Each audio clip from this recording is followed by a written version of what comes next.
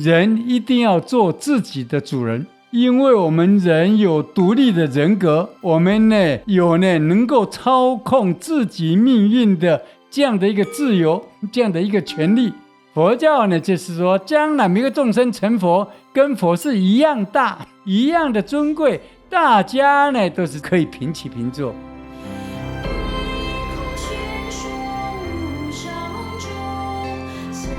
欢迎收听菩提麻瓜，我是小编阿若，我是林世敏林老师。欢迎收听菩提麻瓜。那本次的主题是林老师来谈快乐自在学佛。如果是看 YT 的观众的话，应该可以看出来我们的那个场景变了齁。对，我们换到新的地方，但是之后说不定也有可能回去原本的地方录音啦。对，好，那我们话不多说，先讲一下这次的主题齁。依我浅薄的理解齁，佛教很常在讲苦这件事情，它甚至还会把苦分为很多层次啊，很多面向啊来解释这样。那我自己在生活中啊，有时候也会遇到一些佛教徒，那他们平常就是他们看起来也是修行有成，然后也是蛮虔诚在信仰佛教的，可是有时候应该说跟那些人相处下来的感觉，就是他们其实也没有过得很快乐这样。当然也不乏是有一些佛教徒也是修行有成，然后也是自己本身非常平静快乐的。所以今天就想来问问老师说，佛教如何谈快乐自在来学佛这些事。在佛门中修行，那么呢，从我12岁了一直到现在呢81岁，一般听到很多佛教徒呢，当然啦，他们都以为说佛教是强调苦，这个呢也不能够怪他们，因为佛教的基本的道理的四圣谛，我们过去谈的就是把苦呢摆在第一个。那么人生的8种苦中间呢，生老病死啦，那么所谓的爱别离啦、怨憎会啦、求不得啦、五阴炽盛苦，都要讲苦。那讲苦并没有错，因为人生不如意，人生呢充满了很多呢不舒服，所以宗教家他才呢去苦心的去钻研，那么呢去探讨，甚至于提出呢这个解决的方法。可是我个人认为说呢，知苦呢在佛法上来讲呢，它是入道的真上缘，就是一种助缘助力的。你知道苦，知道人生并不完美，所以想要说呢，为自己或是为很多人来解决这些烦恼跟痛苦。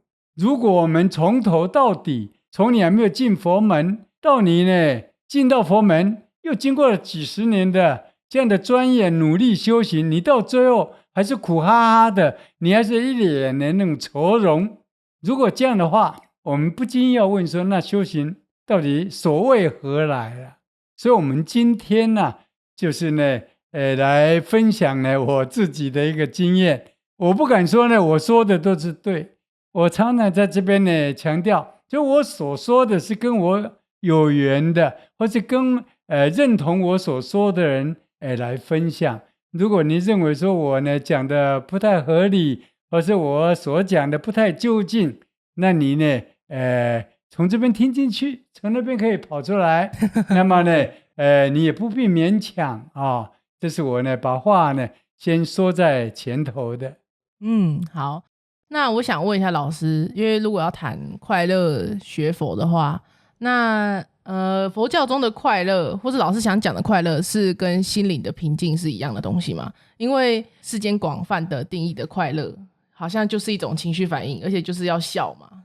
OK， 因为就我们所谓的众生来讲呢，每一个人的体验，每一个人他们对于所谓的快乐、幸福、自在这样的一种呢观点也好，那他自己的标准也好，都不会相同的。有的人认为说呢，总是要人生在世短暂的几十年，总要磨个一官半职，能够耍耍威风，这样子才能够叫做成功。有人认为说呢，3餐都要大鱼大肉，这个才叫做口福。那有的人呢，他要呢就是要开名车，穿那种呢名牌的衣服，住在那种呢华丽的大厦，他才会觉得说呢他够面子，这样子呢他才会觉得快乐。那么呢一般人呢他们都认为说呢佛教呢他可能呢只是呢自己呢在那边呢怎么样酸溜溜的说我好快乐，我好知足了，那一定是佛教徒呢在世人的眼中看起来都比较消极，也可能比较悲观，甚至于呢不够成功，所以呢才会往往去强调所谓的精神的快乐。其实佛教呢，我们想想看，一个人呐，他离不开身心，对不对？身体不健康，那个心理怎么能快乐得起来呢？对不对？所以我们今天要谈的所谓的幸福自在快乐来修行来过生活，其实就一定涵盖着身心两个部分了。所以幸福快乐的定义是身心要一起快乐这种感觉。是，那老师你觉得要怎么达到快乐呢？是，那就请大家呢要比较有耐心一点，听我娓娓的道来。我认为呢，人生在世，要真正做一个自在快乐的人，以佛教徒来讲，你想要自在快乐来修行，你一定要快乐自在来过生活。因为修行跟生活是一体的两面，你怎么样的生活，就代表你是怎么样来修行；你怎么样的修行，就带给你怎么样的生活。那我第一个提出来就是说呢，人一定要做自己的主人。这什么意思呢？就是说呢，我们在人生的追求方面，或是我们在宗教里的信仰方面，以佛法来讲，释迦佛来到人间的第一句话，我们过去常强调提到的天上天下唯我独尊，不是释迦牟尼他的狂妄，这所谓的天上天下是宇宙天地间，那么唯我那个我就是作为人的每一个人，在我们电视机也好，在我们 YouTube， 在我们的手机前面的这每一个人都在这个我的涵盖范围里面。什么叫尊呢？最尊贵的。什么叫最尊贵？因为我们人有独立的人格，我们呢有呢能够操控自己命运的这样的一个自由，这样的一个权利。你想想看，我过去也常说了，我认为像一贯道，像那个基督教、天主教、回教徒，他们都很好。可是我为什么呢不会打动我的心，而我不会去信仰他们呢？因为我知道我到了天上以后，我还要匍匐，就是跪了，匍匐在他们的面前，我还要叫他们爸爸或是叫他们妈妈。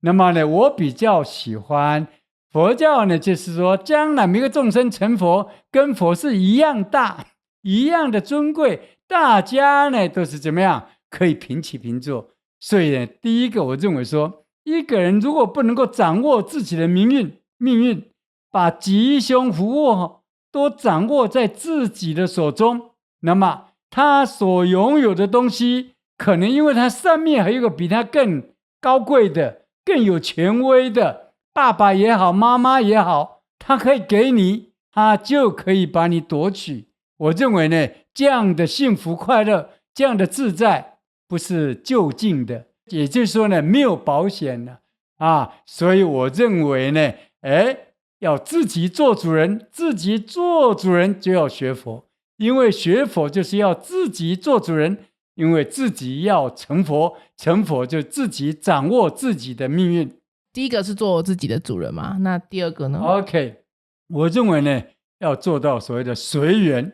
随缘随缘呢，简单的解释，也就是说世间的人，他们普遍大家的认识，都认为叫随顺自然，就是呢，现在反正就是变成这个样子了，那就迁就一点吧，那就这样子呢，随顺自然吧，就不强求。其实这样讲不强求这样的一个观念呢，只说对了一半。那另一半呢？另外一半就是要尽分。尽分就尽其在我，尽自己最大的努力。换句话讲，我们人生在世，做每一件事情都要尽到自己最大的努力，然后呢，你才能讲说，对于他的最后的结果，我呢顺其自然。譬如讲吧，你呢，爸爸要你呢要考上呢这个台湾大学，对不对？那你也努力了，好呗，日夜呢都非常的用功哦。最后呢，你呢没有考取台大，那你也不必太自责。为什么？因为你尽力了。那如果我们再把它讲的呢比较世俗化一点，做一个婆婆的人，她对她的媳妇儿呢非常的好，可是媳妇儿还是嫌她这婆婆太啰嗦，很坏。那这做婆婆的也不要难过，因为你已经尽力了。我们做子女的、做父母的人，同样的道理，只要你尽心尽力，你问心无愧了，你就不要难过，不要伤心。我相信呢，人生在这个世间呢，不一定说努力就一定会成功。我不晓得呢，是不是大家都有这样的一个体会了？因为决定成功跟失败，它有很多的条件，往往一个闪失或是一个小的因缘没有具足，你原先应该要成功的，你就失败了。所以我认为说呢，你学佛，你要过快乐的生活，你一定要真正懂得随缘的意思。随缘顺其自然本来是好的，可是前面如果没有加上敬奋，那这样的话比较消极，这样子就真的不能够呢面面都俱到，不能够说呢两全其美。我认为说呢，第二个就是所谓的随缘。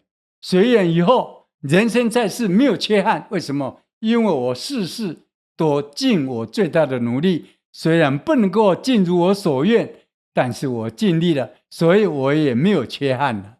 哦，其实就是尽人事听天命那种感觉嘛。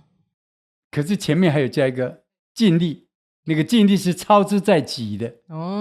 可是那个成败不一定完全由自己掌控，努力你能够尽你的最大努力，可是成败一个小因缘就足以改变，就整个可以翻盘。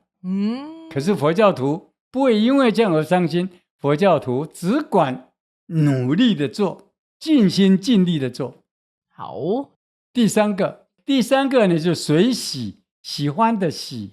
这个随喜呢，常常听到啊，在佛教里面有所谓的随喜功德了。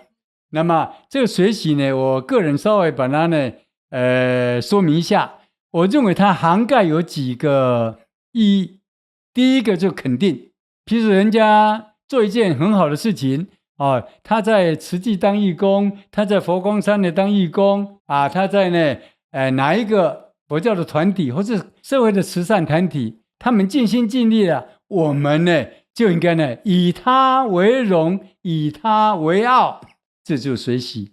这个随喜里面就有肯定在里头，当然这随喜里面还有赞美在这里头。随喜就是说呢，他的成就，我把它当作等于是我个人的成就，他的光荣，他的荣誉，我自己也欲有荣焉。我也因为他的这样的一番的表现，他的这一番的作为，我个人认为那也是我的光荣。那么第三个里面呢，就有所谓的分享。分享啊，分享也是随喜的对，随喜里面什么叫分享呢？因为他这样做，我呢刚刚不讲过了吗？我认为那也是我的光荣。那我把他这样的这种好人好事呢，我又可以去跟别人呢来分享。我说那某某人呢，那真的太难能可贵了。你看他自己也不是很富有，可是呢他呢非常的慷慨，他对行善呢他是不遗余力，像类似像这种。所以这个随喜呢，我们这样想呢，譬如说某某人他的女儿长得很漂亮，我小时候就听过，我们家隔壁有一个女生长得非常非常的漂亮，可是就有一个邻居呢，他就看得很不顺眼，天天讲她长那么漂亮啊，一定会遭天谴的。为什么？哪有人会长那么漂亮的？那一定是妖怪变的。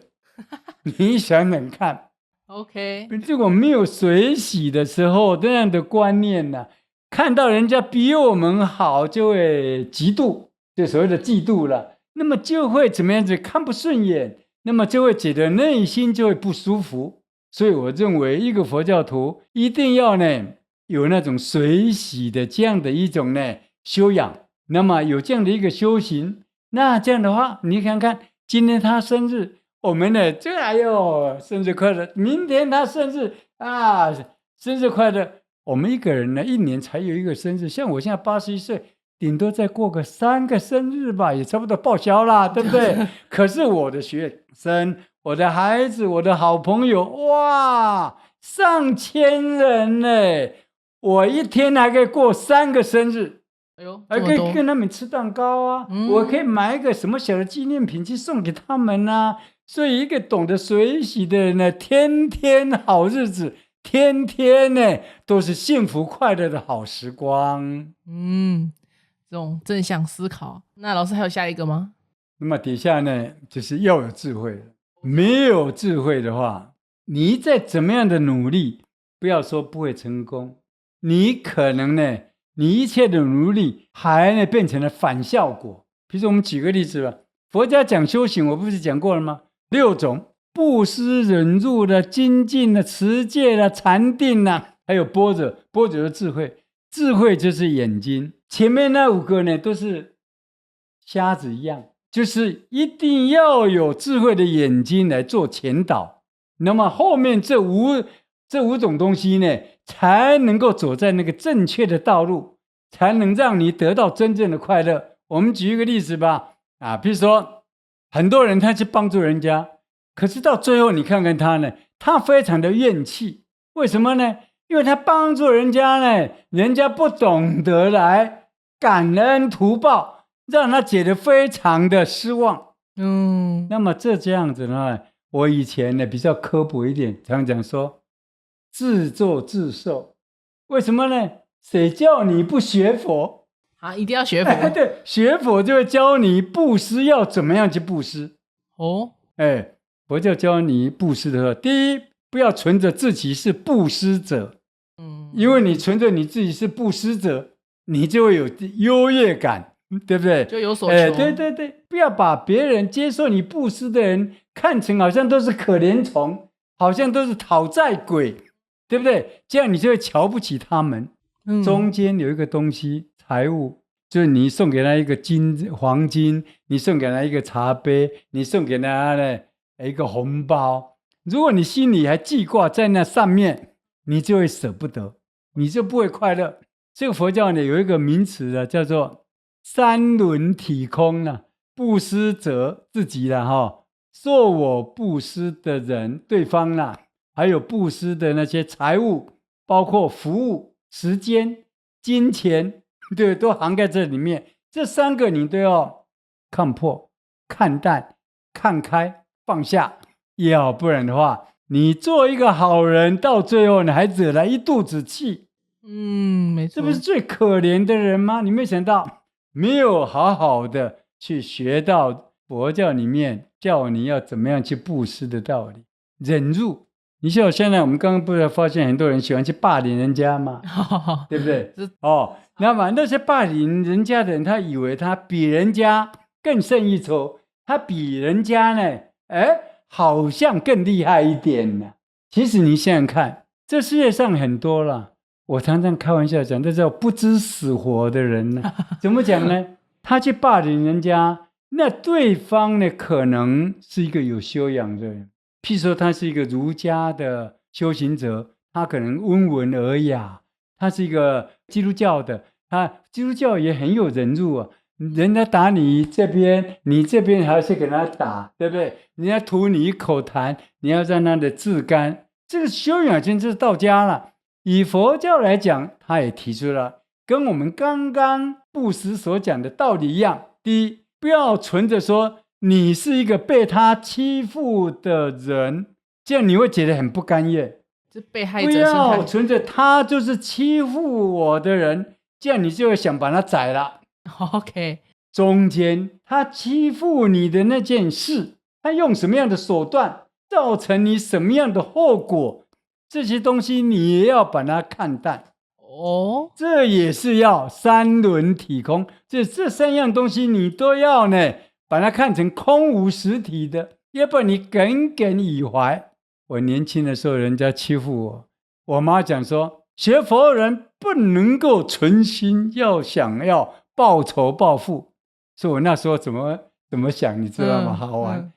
我妈叫我发愿说要度尽一切众生才要成佛，要学那个地藏啦。可是我呢在那边发愿，我就讲说除了他以外，因为他欺负我，除了他我不救其他的我全部要把他们呢度他们成佛就这样。更好玩的这样，后来把我抢我女朋友的人，还有我真的是对他呢恨之入骨了。我发的愿是这样子的，就是说呢，他今天呢是这样子好，我可能没有他长得帅，对不对？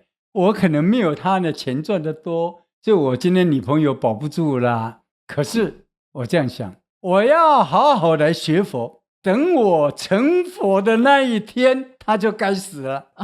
我成佛那一天，我不就会飞了吗？对不对？我就会变了吗？我就会很多神通吗？我就可以呢置他于死地。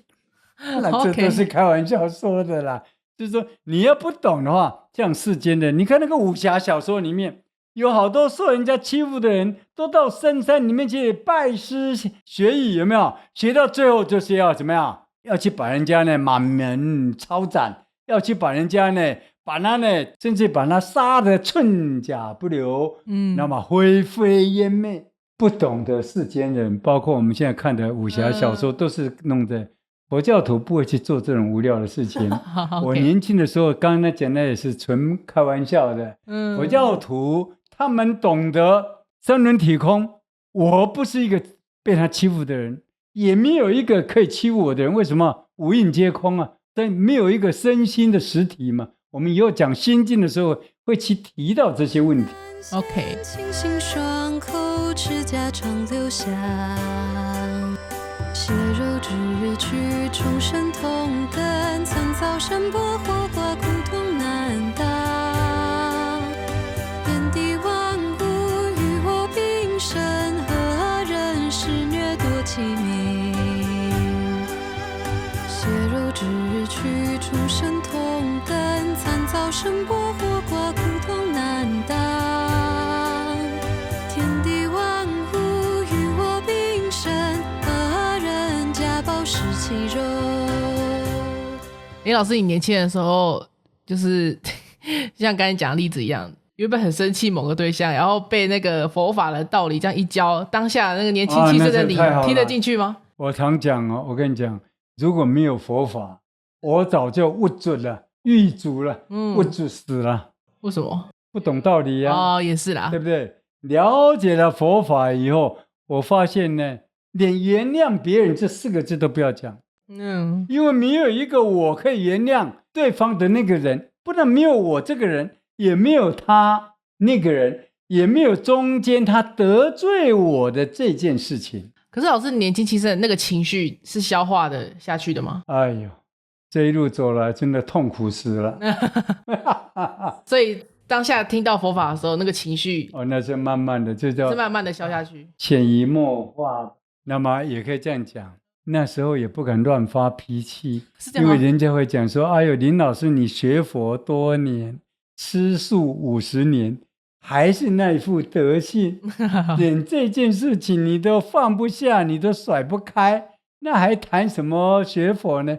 我是怕人家笑啊，所以我呢，港阔在心，口难开。可是到了今天以后，不敢说完全看破了，就是佛法这些道理，稍微又更了解、更深的一个层次。我今天发现呢，忍耐、布施也很简单，并不困难。那老师，你在比如说遇到人生比较重大转折的时候，比如说老师你之前不是有说过你年轻的时候没有钱吗？应该说壮年的时候啦，就是有一段时间是被倒会吗还是什么？是，对，没有钱的时候，还有毕竟有离婚过，是，或是移民美国失败之类的这些的痛苦的情绪也是靠佛法撑过去的吗？是，了解了佛法以后，因为佛教在讲因果，不是讲这一生呢，这一世，因果一定要通三世，这样子众生才会满意。譬如说举例讲，基督教它没有过去世，就上帝在这一世创造你了，对不对？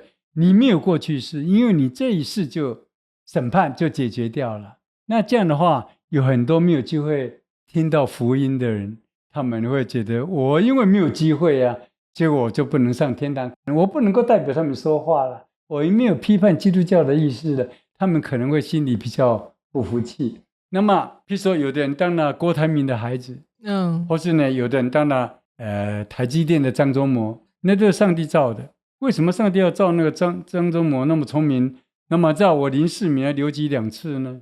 对不对？为什么他呢住在那个豪宅呢？那我呢一定要住在那个贫民窟呢？那么呢以佛法才能解释。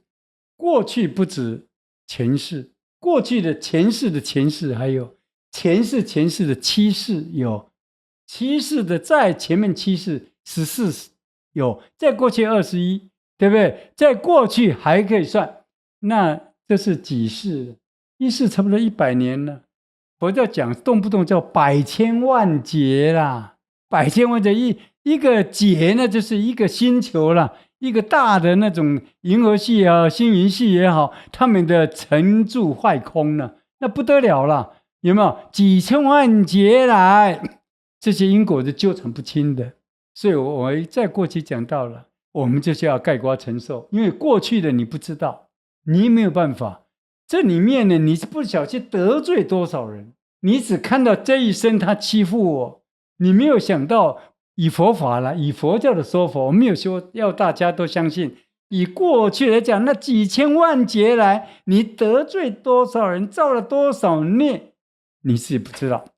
可是我在这边要稍微补充一下，我反对天天一天到晚在那边做法会在那边消灾的人，我1年顶多做1次，我不会浪费时间在这里。老师说浪费时间。那好，你想看你现在要去消灾，去做的消灾，请问你是要消哪一世的灾？你要消哪一个人的冤？千千万万世那你这消不完了，无千万亿的，你知道吗？所以呢，我们知道，所以我今天所受的苦，我忍了；我今天受到一切挫折打击，我忍了，概括承受。因为我不晓得我过去怎么样，所以我概括承受。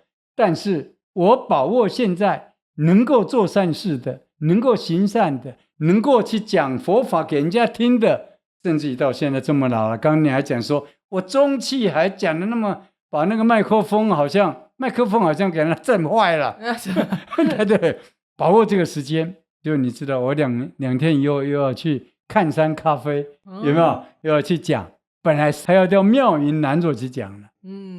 只要有人请我去呢，我到现在我还很喜欢呢，高高兴兴去跟他们喝咖啡啊。有很多的我们现在的粉丝有的人还偷偷的跑来呢，我们的大门不开，他们还跑来呢，来者是客，我也没有说完全的拒绝他们了。所以佛教徒这样子，天天呢快乐生活，人家来报仇，人家来呢诉苦的，概括承受，不要恨对方。因为我知道我过去不晓得做了多少坏事，今天呢我要默默的忍受包容，对不对？可是我要积极奋发的去行善，我要好好认真来学佛来修行。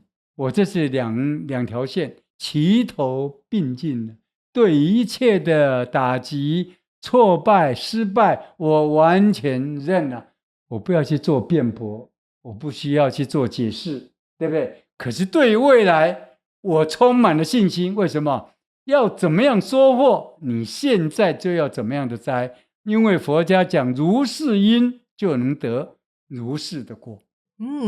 好对，我们补充一下就是我们在节目里面有讲到很多次老师有创办菩提园，所以因此有蛮多听众想要来菩提园看望老师，跟老师聊聊佛法。但是因为老师现在年纪也比较大了一点刚刚讲那么大声，现在对不对？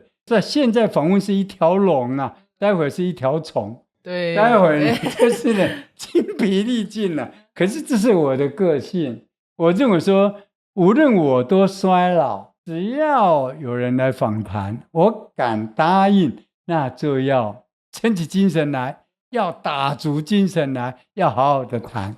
所以现在的菩提园是私人住宅，然后也是老师养老的地方，所以也不方便就是公开这个有一天呢、住所了。可能会开放的。对，有一天等我们说不定听众再多一点，我们可能会办个现场活动啊，或是会开放菩提园之类的。这个好现实。没有啦，就是因为毕竟听众热情难以抵挡啊，对不对？没有啦，我们开个玩笑。但是就是现在的菩提园是老师我年纪大的养老的地方啦。年纪大，但我对于弘法利生这个工作，我是永远不会疲厌的，可以这样讲。只要我有一口气在，但是我在这边要说一个，就是说各位听众朋友，这些老师、师友、学生也好，要真正的大家来谈禅论佛。那么我现在因为年纪比较大了，所以呢，如果来踢馆的，那就吵架的下一辈子再来。现在就是来这边呢，跟我了哈，一起跟义儒呢一起来喝咖啡，一起来泡茶这样子。这是我的希望了。我讲过了，我讲的这东西你不一定中听，你也不一定完全同意，但是那没有关系，你就从中间，譬如我讲了10点，你可以从中间呢，你相信3点也罢，5点也可以，对不对？那其他的你认为我讲的没有道理的，暂时呢给它搁在一旁。那么你自己呢，可以再找很多很多的老师，因为晓得我们学佛不只是一个老师，我们在皈依三宝的时候就有讲到了，不是只有皈依到你自己的师父，你应该还可以去呢，去请教、去参访非常非常多的一个道场。好，那我问最后一题，老师你自己觉得你现在的状态是快乐的吗？ OK， 我对这个问题呢，没有经过非常深刻的去研讨。我认为快乐幸福到最后它会变成非常的简单不要故意还要去思考我这样快乐吗？这样快乐吗？快乐是很自然的，水到渠成的一件事情呢。比如早上起来，我呢眼睛一张开的时候，我发现我还活着，我就很快乐。为什么呢？因为我就晓得我又可以展开今天一个新的生活，我可以呢到处去演讲，甚至到处去呢这个去旅行这样子。第二件事情，我早上的时候起来的时候，义儒啦，我太太她就会呢准备一小碗的稀饭，弄这个2片那个萝卜干，我喜欢吃酸梅，那么再炒几样的一小盘呢那个蔬菜，我记得呢就会想起我小时候我妈呢弄了很多那个稀饭弄很多那个酱菜酱瓜啦，那这样的就觉得非常的幸福，这样的快乐。我认为呢，快乐就在于我这么老了，还有老婆来照顾。我很多同学呢，他的同修，他的老婆已经不在了，所以我认为说这一点我就很珍惜，因为珍惜呢，就会呢感谢你自己的另外的一半。那么呢，今天过去到晚上的时候呢，我就会双手合十的感恩。为什么？因为今天过得这样的充实，这样的快乐，这样的意义。那么最后一句就是讲，我呢今生喜欢念佛，对不对？如果今天晚上阿弥陀佛就来呢接我，我要不要去呢？我现在来讲，我毫不会犹豫的讲说，阿弥陀佛，我已经等你很久啦，对不对？我一切都准备好啦。那这样呢，在这样的合掌声中，合掌念佛声中呢，我呢不会失眠，我呢可以一夜呢睡个好觉。那么第二天醒过来，照样又觉得，哎呀，又迎接新的一天。那么因为学佛的关系，我的朋友中间没有赌博的赌友，我的朋友中间不会有喝酒的朋友，我没有讲喝酒不好，所以大家不要误会那么呢，也没有，因为我没有买过股票，没钱所以也没有说要去坐在那个股票那个机器前面呢，去守住它，然后呢，听说有什么震荡，对不对？那么心里七上八下那样子，红色还是绿色？我也不会有哦。无论它是什么跳那个名词，我不会讲了。就是我这些呢，我在我的这个生活里面，我就是呢可以喝茶，我就是呢自己做我的曲，弹我的琴。那我可以写一些我自己的小文章，那么呢，我在我的园地里面呢流连，看着花，捻着草，那么呢，我觉得呢，花木皆有情，我觉得来我这边的朋友都是我的善知识，因为他们本来是来这边请问我佛法，对不对？可是我跟他们在讨论的中间，我发现他们也给我很多的启迪，他们也给我很多的这样的教导，所以这个真正的是教学相长了。所以晚年的时候，我非常感恩呢，佛法带给我这样的一个充实，这样快乐自在的一样的生活。谢谢。哦，好，所以老师感觉以现在的状态来说，算是一个非常理想的晚年养老生活。老实讲啊，意犹未尽，意犹未尽，我们可能以后还可以再补一点呢，因为我发现我呢讲的呢不到呢1/5了。想讲太多了。对对对，今天就先这样子了。好，以后有机会，反正呢，你就是要订阅，对，真的，你订阅以后你才不会错过。真的，我现在因为来自不多，我好喜欢讲，真的。最近这几天呢，突然间想到说，哎呦，既然这样的话，与其在那边的蹉跎光阴，倒不如把握时间。最后告诉大家，今天有没有大家发现气象一新？这是我非常感恩我的女儿，她在台湾呢，她就买了一间呢这样子，也不会很大，大概30平左右，小小的。这间就是我的房间兼我的录音室。她说呢，爸爸这样也可以养老，我很感激她，所以我把它奉献一小部分来作为我们菩提麻瓜的这样的一个录音室，免得我们的阿若呢还要跑到屏东，跑得好远。多了一个录音的地方总是好的这样子明亮啊，是一香一心。好，下一集会更精彩哦。好，那我们这一集的林老师来谈快乐自在学佛就录到这里。好，那我们下期再见。谢谢，感恩，谢谢，拜拜，拜拜。